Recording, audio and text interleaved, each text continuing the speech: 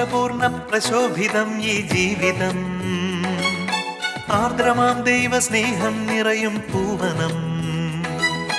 മാധുരപൂർണ്ണ പ്രശോഭിതം ഈ ജീവിതം, ആർദ്രമാം ദൈവസ്നേഹം നിറയും പൂവനം.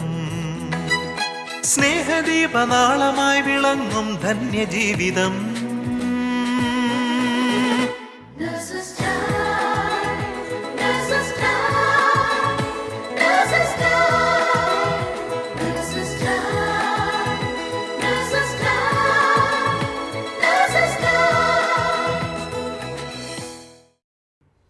ഈശോ മിശിഹായിക്ക് സ്തുതിയായിരിക്കട്ടെ. എല്ലാ ശാലോം പ്രേക്ഷകരെയും ഇന്നത്തെ നേഴ്സസ് ടൈമിലേക്ക് സ്നേഹത്തോടെ സ്വാഗതം ചെയ്യുന്നു.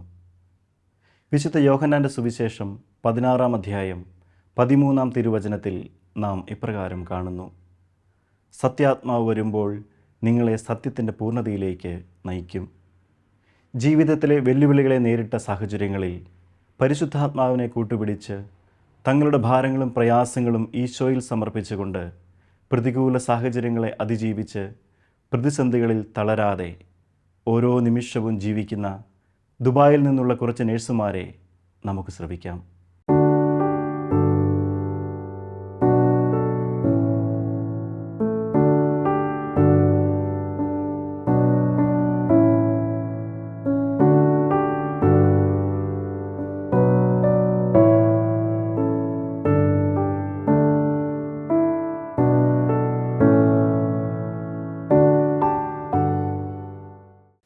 ഈശോ മിശിഹായ്ക്ക് സ്തുതിയായിരിക്കട്ടെ. എപ്പോഴും സ്തുതിയായിരിക്കട്ടെ. 2 സാമുവേൽ 22-ാം അധ്യായം 17-ാം തിരുവചനം ഇങ്ങനെ പറയുന്നു: അത്യുന്നതങ്ങളിൽ നിന്ന് കൈ നീട്ടി അവിടുന്ന് എന്നെ പിടിച്ചു, പെരുവെള്ളത്തിൽ നിന്ന് അവിടുന്ന് എന്നെ പൊക്കിയെടുത്തു. ഈശോയിൽ സ്നേഹം നിറഞ്ഞവരെ, ഞങ്ങളുടെ ജീവിതത്തിൽ ഈശോ മിശിഹായെ സ്വന്തം രക്ഷകനും നാഥനുമായി സ്വീകരിച്ചപ്പോൾ ഞങ്ങൾക്ക് ലഭിച്ച അനുഭവങ്ങൾ നിങ്ങളുമായി പങ്കുവെക്കാൻ ഞങ്ങൾ ആഗ്രഹിക്കുന്നു. എൻ്റെ പേര് പ്രിയ. ഞാൻ 19 വർഷമായി ദുബൈയിൽ ഒരു നഴ്സായി വർക്ക് ചെയ്യുന്നു. എൻ്റെ ജീവിത പങ്കാളി ജിജോ, ഞങ്ങളുടെ മകൾ ജിയ. ഞങ്ങൾ നാട്ടിൽ പത്തനംതിട്ടയിലാണ്. എൻ്റെ പേര് ജീവ. എൻ്റെ ഹസ്ബൻഡിൻ്റെ പേര് സിബി. ഞങ്ങൾക്ക് 2 മക്കളാണ്. ഹസ്ബൻഡും പിള്ളേരും നാട്ടിലാണ്. ഞാൻ 5 വർഷമായി ഇവിടെ വർക്ക് ചെയ്യുന്നു. ഞങ്ങൾ കണ്ണൂരാണ് താമസിക്കുന്നത്. എൻ്റെ പേര് ഷിജി. 12 വർഷമായിട്ട് നഴ്സായി ഞാൻ ദുബായിൽ ജോലി ചെയ്യുന്നു. എൻ്റെ ജീവിത പങ്കാളി മാത്യു. ഞങ്ങൾക്ക് 4 മക്കളാണ്. ഞങ്ങൾ നാട്ടിൽ ചെങ്ങന്നൂരാണ്. പ്രിയ സിസ്റ്റർ, 19 വർഷമായിട്ട് ദുബായിലാണല്ലോ. അപ്പം നേഴ്സസ് മിനിസ്ട്രിയിലോട്ട് വന്ന സാഹചര്യങ്ങൾ ഞങ്ങളുമായിട്ടൊന്ന് ഷെയർ ചെയ്യാമോ? തീർച്ചയായും ജീവ. ഞാൻ നഴ്സിംഗ് ജോബ് ഇവിടെ തുടങ്ങിയ സമയങ്ങളിൽ ഞാൻ ആകെ ചെയ്തിട്ടുള്ളത് ആഴ്ചയിലൊരിക്കൽ പള്ളിയിൽ പോകും, കുടുംബ പ്രാർത്ഥന, അത്രയേ ഉള്ളായിരുന്നു. സമർപ്പണം ചെയ്തൊരു പ്രാർത്ഥന ഞങ്ങളുടെ കുടുംബജീവിതത്തിൽ ഉണ്ടായിട്ടില്ലായിരുന്നു. 2016 തോന്നുന്നു ഞാൻ പെന്തക്കോസ്ത് ഡേ പ്രോഗ്രാം ഞാൻ അറ്റൻഡ് ചെയ്തു നഴ്സസ് മിനിസ്ട്രിയിൽ നിന്ന്. പക്ഷേ ഞാൻ അതിനുശേഷം ഞാൻ ആ കൂട്ടായ്മയിലേക്ക് പിന്നെ പോയിട്ടേ ഇല്ല. പക്ഷേ ദൈവം എനിക്കൊരു വലിയൊരു ജോബുമായിട്ടുള്ള ഒരു ഫിനാൻഷ്യൽ ക്രൈസിസ് എനിക്ക് 2016 തൊട്ട് 2018 വരെ എനിക്ക് അതുമായിട്ട് മുന്നോട്ട് പോകേണ്ടി വന്നു. ആ സമയങ്ങളിൽ പോലും ഞാൻ ഈശോയോട് കൂടെ നിന്നിട്ടില്ല. ഞാൻ അന്നേരവും വിചാരിച്ചിരിക്കുന്നത് എൻ്റെ മനുഷ്യനാൽ സാധ്യമാണെല്ലാം എന്നുള്ള ഒരു വിചാരമായിരുന്നു എൻ്റെ മൈൻഡിലുണ്ടായിരുന്നത്. ഫ്രണ്ട്സ് ഉണ്ടായിരുന്നു, ഫാമിലി എല്ലാവരും എന്നെ സഹായിക്കുമെന്നാണ് ഞാൻ വിചാരിച്ചിരുന്നത്. പക്ഷേ യാദർശികമായിട്ട് ഞാൻ എൻ്റെ കൂടെ വർക്ക് ചെയ്ത പഴയ ഒരു കൊളീഗും നഴ്സസ് മിനിസ്ട്രിയോട് കൂട്ടായ്മയോട് കൂടെ നിൽക്കുന്ന ഒരു സ്റ്റാഫിനെ എനിക്ക് പരിചയപ്പെടുവാൻ മെട്രോയിൽ കൂടെ സാധിച്ചു. മെട്രോയിൽ യാത്ര ചെയ്യുന്ന സമയത്ത് എനിക്ക് സാധിച്ചു. ആ സമയത്ത് അവൾ എന്നോട് ഒത്തിരി കാര്യങ്ങൾ നഴ്സസ് മിനിസ്ട്രിയെക്കുറിച്ച് മാത്രമേ സംസാരിച്ചുള്ളൂ. പക്ഷെ അന്നേരം എൻ്റെ മൈൻഡിലുണ്ടായിരുന്നത് ഈശോയെക്കുറിച്ച് എങ്ങനെയാണ് ഒരാൾ നമ്മളോട് സംസാരിക്കുന്നത്. എനിക്ക് വലിയ ഷെയിമായിരുന്നു പബ്ലിക്കിൽ പോയി ഈശോയെക്കുറിച്ച് ഈശോയുടെ വചനങ്ങൾ പറയുന്നതും ഈശോ നമുക്ക് തന്ന നന്മകൾ പ്രഘോഷിക്കുന്നതൊക്കെ എനിക്ക് ഭയങ്കര ഒരു ഷെയിമായിട്ടാണ് തോന്നിയിട്ടുള്ളത്. അങ്ങനെ ഒരാഴ്ച കഴിഞ്ഞ ശേഷം അവൾ എന്നെ പിന്നെയും 2ാമത് വിളിച്ചു. എന്താ നഴ്സസ് കൂട്ടായ്മയിലേക്ക് വരണമെന്ന് പറഞ്ഞു. അന്നേരവും ഞാൻ അതൊന്നും മൈൻഡ് ചെയ്തില്ല. 3ാമത്തെ ആഴ്ച ഞാൻ നഴ്സസ് മിനിസ്ട്രി കൂട്ടായ്മയിലേക്ക് കൂടെ ചെന്നു. ആ കൂട്ടായ്മയിൽ ചെന്നപ്പോഴാണ് എന്നെ പെട്ടെന്ന് സ്ട്രൈക്ക് ചെയ്ത ഒരു കാര്യം എന്ന് പറഞ്ഞു കഴിഞ്ഞാൽ അവിടെ മെയിൽ നഴ്സസിനെ ഒത്തിരി എനിക്ക് കാണാൻ സാധിച്ചു. അവരെല്ലാവരും ഫ്രീ ആയിട്ട് നിന്ന് ഈശോയെ സ്തുതിക്കുന്നതും ആരാധിക്കുന്നതും എനിക്ക് എൻ്റെ കൺമുമ്പിൽ വെച്ച് കാണാൻ സാധിച്ചു. എനിക്ക് ഭയങ്കര ആശ്ചര്യമാണ് അവിടെ തോന്നിയത്. ലേഡീസായ നമ്മൾ ഈശോയെ സ്തുതിക്കേണ്ട സമയത്ത് മെൻസ് എത്ര വേണേലും അവർക്ക് ഭൗതികമായ ജീവിതത്തിലേക്ക് മാറ്റിപ്പോവാം അവരുടെ ഈ സമയത്ത് അല്ലേ. ആ സമയത്ത് അവർ സ്തുതിക്കുന്ന കണ്ടപ്പോൾ എൻ്റെ മനസ്സിനെ ഭയങ്കരമായിട്ട് അത് പ്രയോജനമായി. ഈശോയെ നമ്മൾ രക്ഷിതാവായി സ്വീകരിക്കാനുള്ള ഒരു കൃപ ലഭിക്കണമേ എന്ന് ഞാൻ ആ സമയത്ത് ആ കൂട്ടായ്മയിൽ പ്രാർത്ഥിച്ചു. Price the Lord. അതിനുശേഷം ഞാൻ ലാസ്റ്റ് നമ്മുടെ ഒരു കൂട്ടായ്മയുടെ ഒരു പതിവുണ്ടല്ലോ, ലാസ്റ്റിൽ എല്ലാവരെയും പരിചയപ്പെടുത്തുന്ന ഒരു പതിവ്. ആ പതിവിൻ്റെ സമയത്ത് എനിക്ക് എങ്ങനെയോ പരിശുദ്ധാത്മാവ് തോന്നിച്ചു അവിടെ പോയി മുന്നിൽ നിന്ന് എൻ്റെ പ്രോബ്ലംസ് എല്ലാം പറയണമെന്നും അതെല്ലാം അവരോട് പറഞ്ഞു. മുട്ടിപ്പായി എല്ലാ നഴ്സസും ആ റൂമിലുണ്ടായിരുന്ന എല്ലാവരും മുട്ടിന്മേൽ നിന്നുകൊണ്ട് അവർ ഈശോയെ വേണ്ടി പ്രാർത്ഥിച്ചു. ഞങ്ങളുടെ ഹോസ്പിറ്റലിന് വേണ്ടിയും ഞങ്ങൾക്ക് വേണ്ടിയും പ്രാർത്ഥിച്ചു. അങ്ങനെ ഞാൻ വീട്ടിൽ ചെന്ന സമയത്ത് ഞാൻ ബൈബിൾ എടുത്ത് നോക്കുമ്പോൾ എനിക്ക് കിട്ടിയ വചനം എന്താണെന്ന് ചോദിച്ചു കഴിഞ്ഞാൽ പുറപ്പാട് 14:14 ഈശോ പറയുന്നു, കർത്താവ് നിങ്ങൾക്ക് വേണ്ടി യുദ്ധം ചെയ്തുകൊള്ളും, നിങ്ങൾ ശാന്തരായിരുന്നാൽ മാത്രം മതി. ആമേൻ. ആ വചനം ഞാൻ ഏറ്റെടുത്ത് എൻ്റെ യൂണിഫോമത്തിൽ എപ്പോഴും പോക്കറ്റിൽ ആ വചനം ഞാൻ എഴുതിയിട്ട് അതിനുശേഷം ഞാൻ എൻ്റെ മാനേജേഴ്സിനോട് ആരോടും ഞാൻ അവരോട് വാക്ക് തർക്കത്തിനോ ഡിസ്കസ് ചെയ്യാനോ സാലറി എന്താ തരാത്തതെന്നോ ഒന്നും ഞാൻ ചോദിക്കാൻ പോയിട്ടില്ല. 2019 ഫെബ്രുവരി ഈവൻ നമ്മുടെ റിസൈൻ ചെയ്തു പോയ സ്റ്റാഫിന് വരെയും ഞങ്ങളുടെ അക്കൗണ്ടിലേക്ക് ഫുൾ മന്തിലെ സാലറി, ഫുൾ പെൻഡിങ് ഉണ്ടായിരുന്ന സാലറി, അതായത് ഏകദേശം 15 മന്ത്സ് സാലറി ക്രെഡിറ്റായി. Praise the Lord. അത് എൻ്റെ ജീവിതത്തിൽ എനിക്ക് വിശ്വസിക്കാൻ വയ്യാത്ത ഒരു അനുഭവമായിരുന്നു. ആ സമയങ്ങളിലൊക്കെ ബുദ്ധിമുട്ടുണ്ടാകുന്ന സമയങ്ങളിലൊക്കെ ഞാൻ ആശ്രയിച്ചിരുന്ന മനുഷ്യനിലായിരുന്നു, ഫ്രണ്ട്സിലായിരുന്നു ആശ്രയിച്ചിരുന്നത്. പക്ഷേ ദൈവത്തിൽ ആശ്രയിച്ചപ്പോഴാണ് അതിനൊക്കെ ഒരു നീക്കുപോക്കുണ്ടാകാൻ സാധിച്ചത്. പ്രഭാഷകൻ 35 അധ്യായം 13 വാക്യം ഇങ്ങനെ പറയുന്നു, കർത്താവ് പ്രതിഫലം നൽകുന്നവനാണ്, അവിടുന്ന് 7 ഇരട്ടിയായിട്ട് നമുക്കെല്ലാം മടക്കിത്തരും. ആമേൻ. ആ വിശ്വാസം ഇപ്പോഴും ഞാൻ കാത്തു സൂക്ഷിക്കുന്നു. നഴ്സസ് മിനിസ്ട്രിയുമായി കൂടുതൽ മുന്നോട്ട് പോകാനും ആ കൂട്ടായ്മയിൽ നിന്ന് എനിക്ക് അത് കഴിഞ്ഞും എനിക്ക് സഹനങ്ങളുണ്ടായിട്ടുണ്ട്. പക്ഷേ ആ സഹനങ്ങളുടെ മധ്യത്തിലൊക്കെ ഈശോയെ മുന്നിൽ നിർത്തിക്കൊണ്ട് എനിക്ക് മുന്നോട്ട് ജീവിതം നയിപ്പാൻ ഈശോ എനിക്ക് ശക്തി തന്നു. ഷിജി 12 വർഷമായിട്ട് നഴ്സായിട്ട് ദുബായ് വർക്ക് ചെയ്യുന്നു. അപ്പോൾ എങ്ങനെയാണ് ഈശോയെ ജീവിതത്തിൽ കൂടെ കൊണ്ടുപോകാൻ സാധിച്ചത്? അത് ചേച്ചി പറയുവാണെങ്കിൽ 2012 ഞാൻ ഈ നേഴ്സസ് മിനിസ്ട്രി എന്ന കൂട്ടായ്മയിലേക്ക് കടന്നു വരുന്നത്. എൻ്റെ കല്യാണം കഴിയുന്നത് 2011 അപ്പോൾ 2011 തന്നെ ഞാൻ ദുബായിൽ വന്നു. അന്ന് എനിക്ക് ജോലി ഇല്ലാതിരിക്കുന്ന ഒരവസ്ഥയിലായിരുന്നു. ഞാനിവിടെ വന്ന് ഇവിടുത്തെ എക്സാമൊക്കെ എഴുതിയെടുത്തെങ്കിൽ പോലും എനിക്ക് ജോലിക്ക് തടസ്സങ്ങളായിരുന്നു. ആ സമയത്ത് എൻ്റെ അയൽക്കത്തുള്ളൊരു ചേച്ചിയാണ് എനിക്ക് നമ്മുടെ നേഴ്സസ് മിനിസ്ട്രി കൂട്ടായ്മയിലെ ഒരു ചേച്ചിയെ പരിചയപ്പെടുത്തുന്നതും ആ ചേച്ചി വഴിയാണ് 2012 ഞാൻ ഈ കൂട്ടായ്മയിലേക്ക് കടന്നു വരുന്നത്. അങ്ങനെ കടന്നു വന്നിരുന്ന ആ സമയത്ത് ഞാനൊരു സെപ്റ്റംബറിലാണ് ഞാൻ ഇതിനകത്ത് ജോയിൻ ചെയ്യുന്നത്. പക്ഷേ ഒക്ടോബറിൽ തന്നെ എനിക്ക് ജോലിക്ക് ജോയിൻ ചെയ്യാനായിട്ട് സാധിച്ചു. 2017 റാസൽ കൈമ പള്ളിയിൽ വെച്ച് 2 ദിവസത്തെ ഒരു ധ്യാനം നമ്മുടെ കൂട്ടായ്മയുടെ നടത്തപ്പെട്ടു. അപ്പോൾ അതിലെനിക്ക് ദൈവം എന്നെ അനുഗ്രഹിച്ചു. എനിക്ക് അത് പങ്കാളിയാവാനായിട്ട് ഞാനതിൽ പങ്കെടുത്തു. എനിക്ക് അവിടെ കൗൺസിലിങ്ങിനിടയായി ഒരു ബ്രദർ വഴി. അപ്പോൾ ആ ബ്രദറിലൂടെ എനിക്ക് ഈശോ സന്ദേശം തന്നു.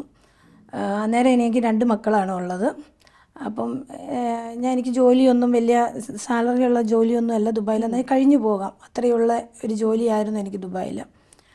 അപ്പം ബ്രദർ എന്നോട് പറഞ്ഞു, ഈശോ നിനക്ക് വേണ്ടി തരുന്ന സന്ദേശം കൂടുതൽ മക്കളെ നിങ്ങൾക്ക് തരാൻ ഈശോ ആഗ്രഹിക്കുന്നു എന്നതാണെന്ന് പറഞ്ഞു. വേറൊന്നും ബ്രദർ എന്നോട് പറഞ്ഞില്ല, എന്നോട് ഇതാണ് ബ്രദർ പറഞ്ഞത്. അപ്പോൾ ഞാൻ പറഞ്ഞു, ബ്രദറെ എനിക്ക് അതിനുള്ള സാമ്പത്തികമൊന്നും ഇല്ല, 2 മക്കളെ തന്നെ എനിക്ക് പറ്റുള്ളൂ. കാരണം എന്നാന്ന് വെച്ചാൽ എൻ്റെ അവസ്ഥ എങ്ങനെയാണ്. അപ്പോൾ ഇവരുടെ എഡ്യൂക്കേഷൻ എല്ലാം ദുബായിൽ എല്ലാവർക്കും അറിയാവുന്ന പോലെ ബുദ്ധിമുട്ടാണല്ലോ. അപ്പോൾ ഞാനത് പറഞ്ഞു. അപ്പോൾ പറഞ്ഞു, ഇല്ല അതൊന്നുമല്ല, ഈശോ എനിക്ക് തരുന്ന സന്ദേശം ഇതാണിത്, ഷിജി ഏറ്റെടുക്കുക എന്ന് പറഞ്ഞു. എന്നാൽ ഷിജിയുടെ ജീവിതത്തിൽ മാറ്റം ഉണ്ടാകുമെന്ന് പറഞ്ഞു. Price the Lord. ഞാനത് ഏറ്റെടുത്തു. എനിക്ക് അപ്പോൾ ഇത് ഏറ്റെടുത്ത് കഴിഞ്ഞപ്പോൾ എൻ്റെ ഉണ്ടായിരുന്ന ജോലിയും കൂടി അങ്ങ് പോയി. അപ്പം സത്യം പറഞ്ഞു കഴിഞ്ഞാൽ എനിക്കൊരു 5 മാസം എനിക്ക് ജോലിയില്ലാതെ ഞാൻ വീട്ടിൽ ഇരുന്നു. അങ്ങനെ ഇരിക്കെ എനിക്ക് ഗവൺമെൻറ്റിലോട്ട് തന്നെ നല്ല പൊസിഷനിലേക്ക് നല്ല സാലറിയിൽ തന്നെ എന്നെ വീണ്ടും ആ സെയിം ഹോസ്പിറ്റലിലേക്ക് അണ്ടർ ഗവൺമെൻറ് എന്നെ റിക്രൂട്ട് ചെയ്യപ്പെടുകയുണ്ടായി. അങ്ങനെ എനിക്ക് രണ്ട് കുഞ്ഞുങ്ങളും കൂടി ആയി.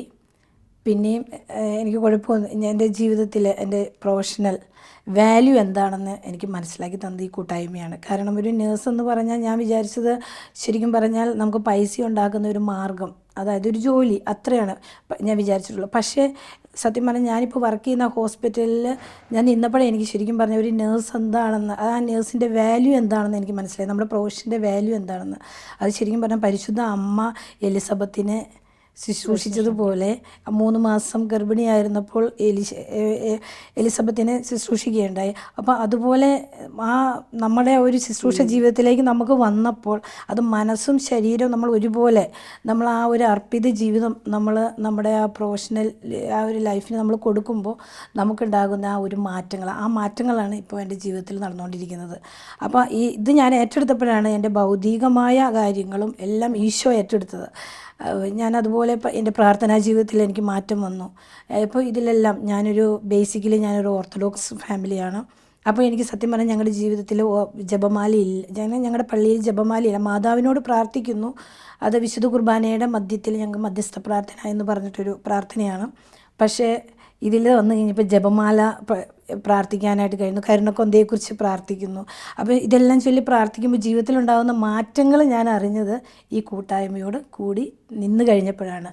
പരിശുദ്ധ അമ്മയോട് പ്രത്യേകം ചേർന്ന് നിന്നപ്പോൾ ഉണ്ടാകുന്ന ഓരോ മാറ്റങ്ങൾ, അതുപോലെ കുരിശിൻ്റെ വഴി ചെല്ലുമ്പോൾ ഉണ്ടാകുന്ന നമ്മുടെ ജീവിതത്തിലുണ്ടാകുന്ന മാറ്റങ്ങൾ, ഇതെല്ലാം എനിക്ക് കൂട്ടായ്മയോട് ചേർന്ന് ഞാൻ ജീവിച്ചപ്പോൾ എനിക്കുണ്ടായ മാറ്റങ്ങളാണ്. Price the Lord. ഷിജി ഇപ്പോൾ അത് പറഞ്ഞപ്പോൾ എനിക്കൊരു കാര്യം പറയാനുള്ളത്, നേഴ്സസ് കൂട്ടായ്മയിൽ വന്നതിന് ശേഷമാണ് ഞാൻ ജപമാല ചൊല്ലാൻ പഠിച്ചത്. ജപമാല ഓരോ ദിവസവും തുടങ്ങുന്നതും അസ്തമിക്കുന്നതും എനിക്ക് എൻ്റെ ഈശോയുടെ കൂടെയാണെന്ന് എനിക്ക് ഭയങ്കര ആഗ്രഹമായിരുന്നു. അത് എൻ്റെ ഒരു ജീവിതത്തിലെ ഡെയിലി തിങ്ങായിട്ട് ഞാൻ ഏറ്റെടുത്തു. അതുകൊണ്ട് എന്നും രാവിലെ നമ്മുടെ കൂട്ടായ്മയിൽ ജപമാലയുണ്ട് രാവിലെ 5 മണിക്ക്. ഞാൻ എന്നും രാവിലെ ഇന്ന് വരെ തുടങ്ങിയപ്പോൾ ഒരു 3 വർഷമാകാൻ പോകുന്നു ജപമാല തുടങ്ങിയിട്ട്.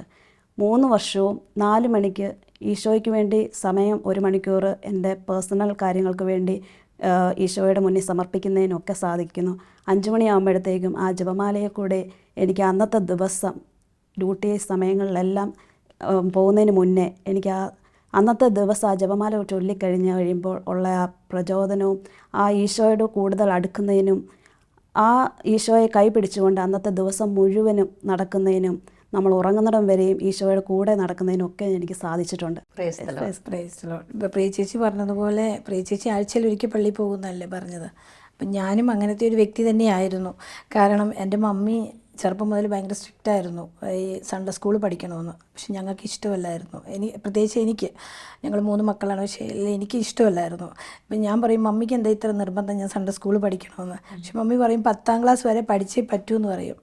അങ്ങനെ മമ്മിയുടെ ഇഷ്ടത്തിനാണ് സത്യം പറഞ്ഞാൽ സൺഡേ സ്കൂൾ പഠിച്ചത്. പക്ഷേ എൻ്റെ മമ്മി ചെറുപ്പം മുതൽ വളരെ ഭക്തിയിലാണ് ഞങ്ങളെ വളർത്തിക്കൊണ്ടിരുന്നത്.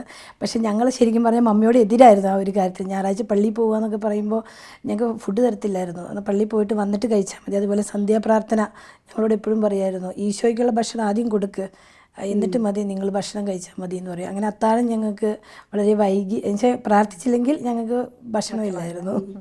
അതേപോലെ തന്നെയാണ് നമ്മൾ പോകുന്നതിന് മുമ്പേ, വീട്ടിൽ നിന്ന് ഇറങ്ങുന്നതിന് മുമ്പേ നമ്മൾ പ്രാർത്ഥിച്ചിട്ടിറങ്ങും അല്ലേ.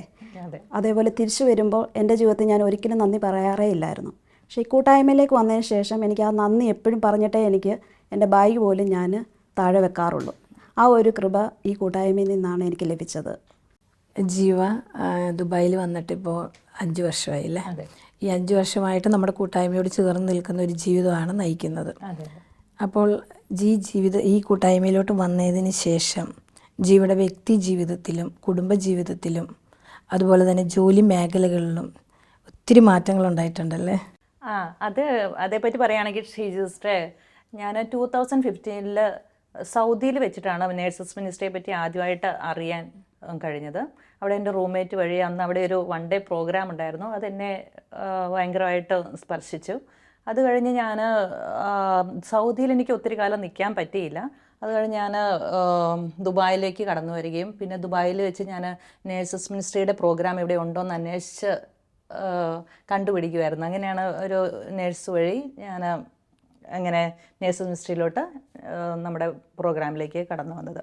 അതിനു മുന്നേ ദുബായിലോട്ട് വരുന്നതിൻ്റെ ഇൻ്റർവ്യൂ നടക്കുന്നതിൻ്റെ ഒരു സമയത്ത് എനിക്ക് ഈശോ ഒരു വിഷ്വലായിട്ട് ഇങ്ങനെ കാണിച്ചു തരുമായിരുന്നു. ഇങ്ങനെ നമ്മുടെ ക്യാൻസർ അവയർനെസ്സിൻ്റെ ഒരു റിബൺ എംബ്ലം ഉണ്ടല്ലോ, ആ എംബ്ലം എനിക്കിങ്ങനെ മനസ്സിൽ കാണിച്ചു തരുമായിരുന്നു. അപ്പോൾ ഒക്കെ ഞാൻ മനസ്സിൽ ഓർത്തു, എൻ്റെ ഈശോയെ എനിക്കെന്തോ ക്യാൻസർ വരാനാണോ എന്നുള്ള ആ ഒരു ഭീതിയായിരുന്നു എനിക്ക്. ദൈവത്തിൻ്റെ വെളിപ്പെടുത്തിനോട് അങ്ങനെ ശരിക്കും മനസ്സിലാക്കാൻ കഴിഞ്ഞില്ല. പക്ഷെ ഞാനിവിടെ വന്നതിന് ശേഷം ആ ഹോസ്പിറ്റലിൽ ചെന്ന് കഴിഞ്ഞപ്പോൾ ഫ്രണ്ടിൽ തന്നെ റിസപ്ഷനിൽ വലുതായിട്ട് ആ റിബൺ ഇങ്ങനെ അവിടെ ഉണ്ടായിരുന്നു. അത് ആ സമയത്ത് ഒക്ടോബർ മാസമായിരുന്നു. അന്ന് അവിടെ ക്യാൻസറിൻ്റെ അവയർനെസ് നടക്കുന്ന ഒരു സമയമായിരുന്നു. അപ്പോഴെനിക്ക് ബോധ്യമായി ഈശോ എനിക്ക് ദുബായിൽ ഇന്ന ഹോസ്പിറ്റലിൽ ഇത് തന്നെയാണ് എൻ്റെ സ്ഥലമെന്ന് മനസ്സിലാകുകയും ഞാൻ അങ്ങനെ നേഴ്സസ് മിനിസ്ട്രിയിലോട്ട് കടന്നു വന്നു. അങ്ങനെ പിന്നെ എൻ്റെ പ്രാർത്ഥനകൾ ഒത്തിരി മാറി. ആദ്യമൊക്കെ ഞാൻ പ്രാർത്ഥിക്കുമ്പോൾ ഇങ്ങനെ നമ്മുടെ ആവശ്യത്തിന് വേണ്ടി, ഭൗതിക ആവശ്യത്തിന് വേണ്ടി മാത്രം പ്രാർത്ഥിച്ചുകൊണ്ടിരിക്കുന്ന ഒരു അനുഭവമായിരുന്നു എനിക്കുണ്ടായിരുന്നത്. എനിക്ക് തരണം, എനിക്ക് എന്നുള്ളത്. അതൊക്കെ മാറിയിട്ട് ആത്മീയമായിട്ട് ചോദിക്കാനും പിന്നെ ഭൗതിക കാര്യങ്ങൾ കുറയ്ക്കാനുമുള്ള ആ ഒരു അനുഗ്രഹം എനിക്ക് കിട്ടി. അങ്ങനെ ഞാൻ പ്രാർത്ഥിച്ചുകൊണ്ടിരിക്കുമ്പോൾ നമ്മൾ ആത്മീയ കാര്യങ്ങൾ കൂടുതൽ ചോദിക്കുമ്പോൾ ഈശോ നമ്മുടെ ഭൗതിക കാര്യങ്ങൾ ഓട്ടോമാറ്റിക്കലായിട്ട് നടത്തി തരുന്നതായിട്ടുള്ള ഒരു അനുഭവമായിരുന്നു എനിക്കുണ്ടായത്. പിന്നെ അതുപോലെ പിള്ളേരുടെ കാര്യത്തിലാണെങ്കിലും, പിള്ളേരും ഹസ്ബൻഡ് നാട്ടിലാണ് എങ്കിൽ കൂടെ ഞങ്ങൾക്ക് ഇപ്പോഴും എല്ലാ സന്ധ്യാപ്രാർത്ഥനകളും ഞങ്ങൾ ഒന്നിച്ച് സൂമിലൂടെയോ അല്ലെങ്കിൽ ഏതെങ്കിലും വീഡിയോ കോളിലൂടെ ഞങ്ങൾ ഒന്നിച്ച് പ്രെയർ ചൊല്ലും. വൈകുന്നേരത്തെ എല്ലാ ദിവസത്തെയും പ്രെയർ അങ്ങനെ ചെല്ലാൻ പറ്റുന്നുണ്ട്. പിള്ളേർക്ക് അതുപോലെ വചനങ്ങൾ പറഞ്ഞു കൊടുക്കാനും മക്കളോട് ഇങ്ങനെ വചനങ്ങൾ പറഞ്ഞു കൊടുക്കും. അതുപോലെ എനിക്കിപ്പോൾ ഒരു കാര്യം ഓർമ്മ വരുന്നത്, ഈ പ്രാവശ്യത്തെ സ്കൂൾ വെക്കേഷനായിട്ട് കൂടെ മക്കൾ എൻ്റെ വീട്ടിലും ചേച്ചിയുടെ വീട്ടിലൊക്കെ പോയി നിന്നപ്പോഴൊക്കെ മകളാണെങ്കിൽ അവൾ ബൈബിൾ എടുത്തോണ്ട് പോയി, അവരുടെ വീട്ടിലെടുത്തോണ്ട് പോയി.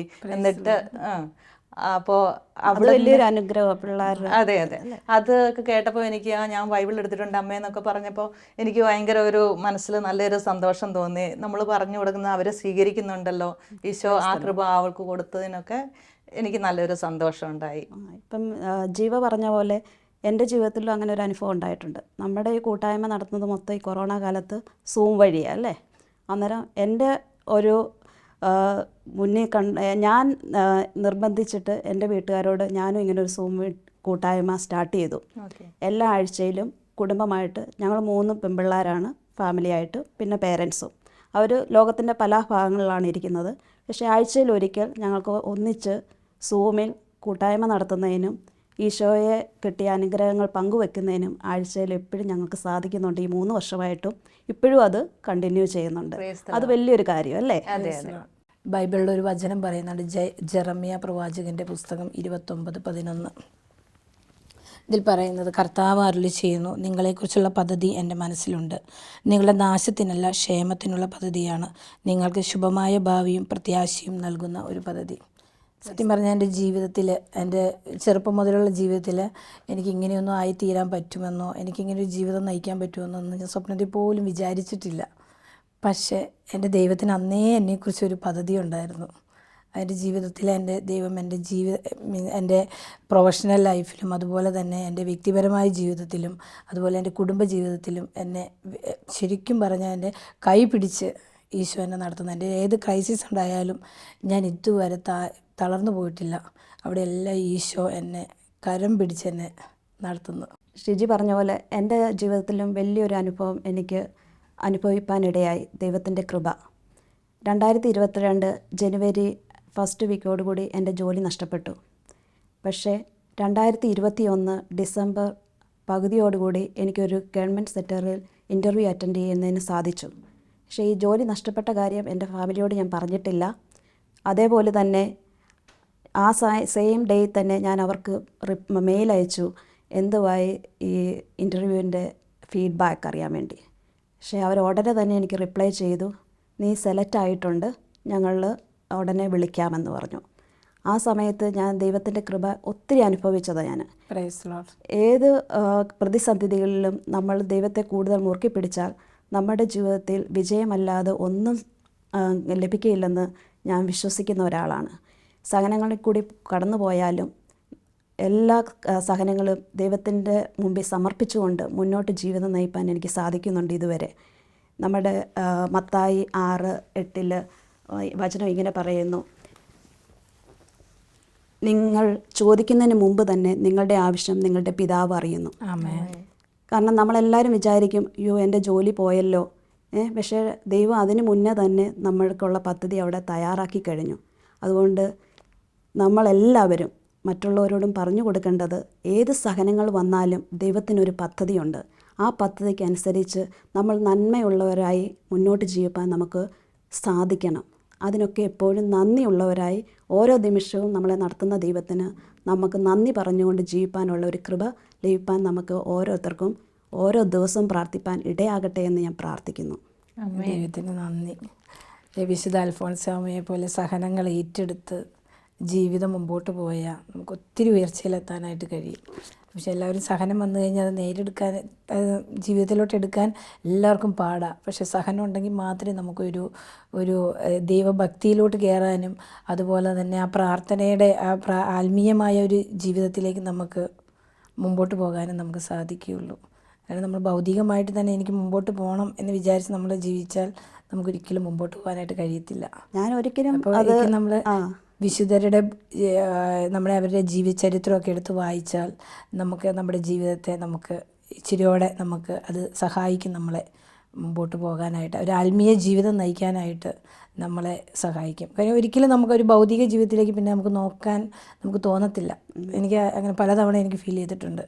അപ്പോൾ എപ്പോഴും നമ്മൾ വിശുദ്ധരുടെ ഒരു ജീവിതം, അവരുടെ ആ ഒരു ജീവചരിത്രം, ഒത്തിരി പുസ്തകങ്ങളുണ്ട്, അതൊക്കെ നമുക്ക് എടുത്ത് വായിക്കുമ്പോൾ, പ്രത്യേകം വിശുദ്ധ അൽഫോൻസാമ്മയുടെ ജീവിതമൊക്കെ നമ്മൾ വായിക്കുമ്പോൾ എന്തോരം ദൈവത്തെ സ്നേഹിച്ച ഒരു അമ്മയായിരുന്നു അത്.